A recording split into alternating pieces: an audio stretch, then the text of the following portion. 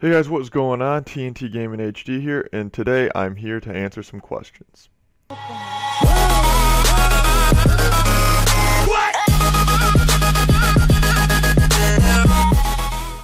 I get a lot of questions on how I do things on Twitch and my own tips and suggestions, so this is that video and I am doing it today. These are my keys to being successful on Twitch. This might not work for everybody, but this is what I've done, and I've seen, I would say, pretty good channel growth for the amount of time I'm streaming and all the different variables. But again, this is what I think helps people grow and help me grow. One thing that many big streamers will say that you hear very often is that you have to stream because you love it and not for the money. This could not be more true, because if you're doing it for the money, you're not going to last, especially in the beginning, because you make very small amounts of money. It really needs to be a passion of yours, and because if it is a passion, then you will grow faster. The money will come at a later point if you're doing it because it's a passion and it's something that you really love to do. Personally, from my own experience, I get to stream with my best friend, and I really, in the beginning, it was hard because we didn't get a lot of followers, and it was hard for me, but then I really just started enjoying doing it with my best friend, and you know, the followers started coming, and then that really was just a bonus because I get to play video games with my best friend and meet new people at the same time. It's just a really good experience if it's something you're actually into. So make sure it's something you're into. Another thing, a lot of people think they need to go out and get all this nice equipment for streaming. This couldn't be further from the truth, guys. Some people think they need to go out and buy the nicest gear and equipment for streaming. That could not be further from the truth. Unless you don't have the stuff to stream in your computer, then I understand, you know, you might need to go out and buy some other gear, or, you know, new headset maybe, but don't go out and buy another, like a $2,000 PC because you want to stream. I don't think that's the way to do it. I think you need to start, and then if you're seeing growth and it's something you really enjoy doing, then you can go ahead and upgrade. But personally, I'm currently streaming on my laptop. I have a very old microphone, but it works. I'm able to play the games I want to play and still grow, and hopefully at some point, if I see enough growth, yeah, I'll put some of my own money into it and buy a desktop. But again, right now I'm using my laptop. It's a pretty good computer. If you guys want to know, just let me know and I can put the specs down below. But and another huge key, I think, is finding a game that you really love. Like, make sure you really love the game and stick to that game, because if you try to branch out and play a bunch of other games, you're going to pull different audiences. So what I mean by this is, some people might think that's a good thing to get more audiences, which in certain cases it can be. But as a small streamer, let's say you're starting out, you got 10 followers, right? You get 5 from, you know, or let's say you play, I don't know, 3 different games. You play Assassin's Creed, Minecraft, and Sims. Personally, that's exactly what I do, but I've kind of stopped doing that because what I've learned is I get 3 followers from Assassin's Creed. I get, you know, 3 followers from Minecraft, and I get, I don't know, 4 or 5. I don't know. I don't even know what I'm at. From Sims or whatever I said. Then you have, your audience is varying. But if you get your audience all from one game, then you can build your community around that and get bigger and bigger. And then later on, when you get a bigger community and they're there to watch you for you and not really the game, then I would say you can branch out. But as of now, if you're a small streamer, find that one game you really love, and it doesn't even matter if you're good at it, but you either need to be good at the game or someone that people like to listen to. So that's my advice there. One thing that is also super important is having viewers that come back is way more important than having 200 followers that don't really even watch you. They just come in, follow, and maybe leave. That happens to me a lot, but I don't really understand why. It doesn't make sense to me because I never do that to other people. But if I would rather get 3 new followers than I would 200 followers, because if those 3 followers come back every time I stream, then it just creates a bigger channel growth, better connection on all my social medias, and you see more channel growth from that than you would getting, you know, 100 followers or whatever I said. Yeah, and making sure you have a good amount of concurrent viewers is also very important. and concurrent, for some of you that don't know what that means, it means people that come in continuously and come back and watch your live streams or whatever you're doing. So that's really hard to gain. What you also want to do is, when you create that small following, it's important to create a good and strong community. So for example, mine, we call our community our family, our nation, whatever you want to call it, but we've got a Twitter. God, I can't speak today. We have a Twitter, we have a Snapchat, we have an Instagram. We might make a Facebook if Tim allows me to.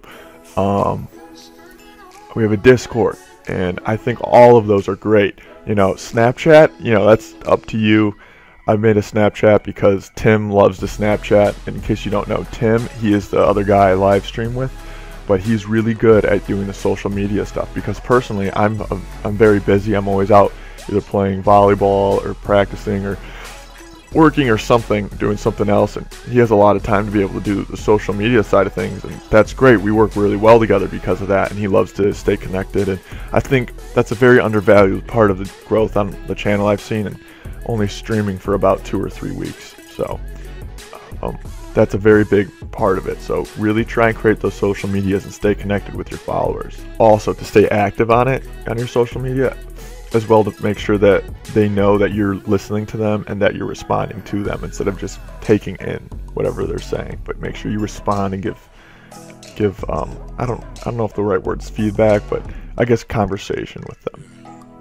Alright, now I'm going to tell you a little bit about my setup and how I do things, because I've had quite a few questions. I stream with OBS. No surprise here, it's been on the screen the whole stream. This is probably a pretty boring video to watch, but I use that. Over here you got your scenes, your sources, all that good stuff. But if you guys want to see me show you how I, my settings and get into all that, ask me in the comments and I'll go into another video with that. But that's not what this video is for. So I use OBS. I use Nightbot as my channel mod, or bot, whatever you want to call it. That lets me do song requests, moderate chat, does a bunch of great things for me that I don't have to worry about.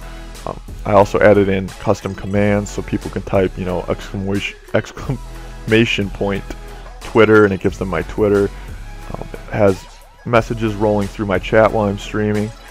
So it does a lot of the nitty-gritty work that you don't want to do, which is really convenient. A lot of people stress out about their bot and what they should use. Just get a bot, whatever one you like, whatever one you know how to use, that'll work for you. They're all really the same. From what I've noticed, you might find other YouTubers or other people saying something else, but that's again, this is my opinion.